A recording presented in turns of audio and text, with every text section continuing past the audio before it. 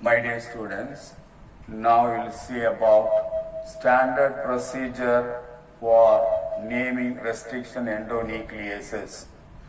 There is a proper procedure is there, a particular procedure is there in order to give the name of the endonuclease. First one, in the name of the endonuclease, the first letter refers to the genus name. Then followed by the first two letters refers to the species name. The next letter, strain of the organism, strain of the bacterium. And the final Roman numerical, that refers to order of the discovery of that particular enzyme.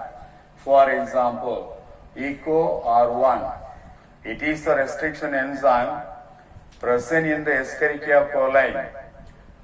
E, first letter, refers to Escherichia, that is the genus name. Next two letters, Co, refers to coli, species name. Next letter, that refers to the strain of that bacterium, or refers to strain RY13. Lastly, the final Roman numerical 1, that represents the first endonuclease discovered. So this is the procedure followed in order to naming the endonuclease.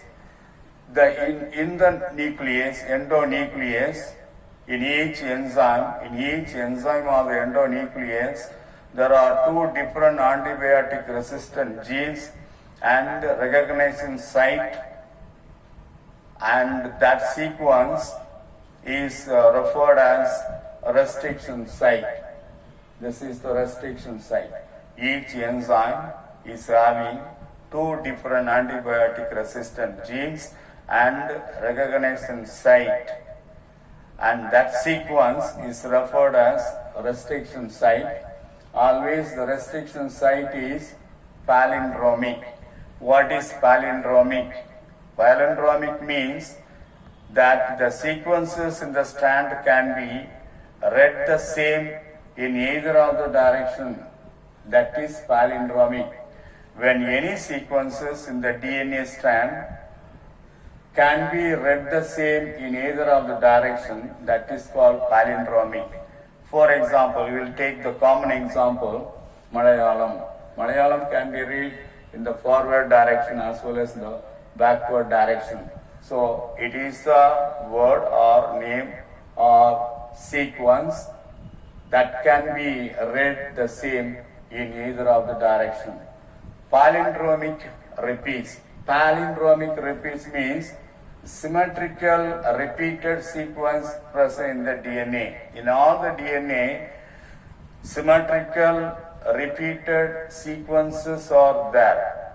Those symmetrical repeated sequences are called palindromic repeats. For example, this is one of the DNA strand having the nitrogenous bases of Ca, Tt, At, At, Aa, Tg from 5' to 3'. In the another segment 3' to 5', Gt, Aa, Ta, Ta, Tt, Ac. So this also can be read in the forward direction as well as backward direction. So that is the palindromic repeats. Then the action of the endonuclease we have to see how the endonuclease will act on the DNA strand. Based on the action of the endonuclease, the function of the endonuclease, restriction endonuclease, is to cut the DNA strand into two different DNA segments. That is the main function of the restriction endonuclease. There are two cuts made by the restriction endonuclease. First type is symmetrical cut. Second one is asymmetrical cut. In the first symmetrical cut, enzyme, the restriction endonuclease will cut the DNA strand exactly at the center. So that will separate the two strands equally without any unpaired nitrogenous base at the end. That is called blend end. For example, the strand, DNA strand CCC GGG in the first strand,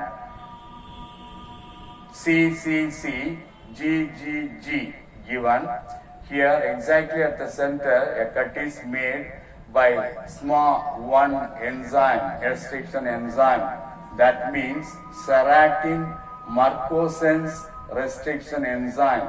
This Serratin Marcosin restriction enzyme cut the strand equally into two because the cut is made at the center. In the second strand also, from 3' to 5' GGG CCC. Here also exactly at the center a cut is made so that two equal DNA segments will be produced. This is the equal DNA segments CCC GGG.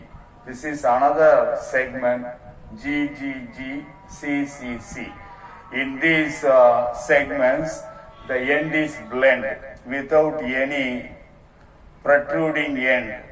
So such a end is called blend end. The second type of cut, that is considered as the asymmetrical cut. In the asymmetrical cut, the restriction endonuclease will make sticky ends in the DNA segment.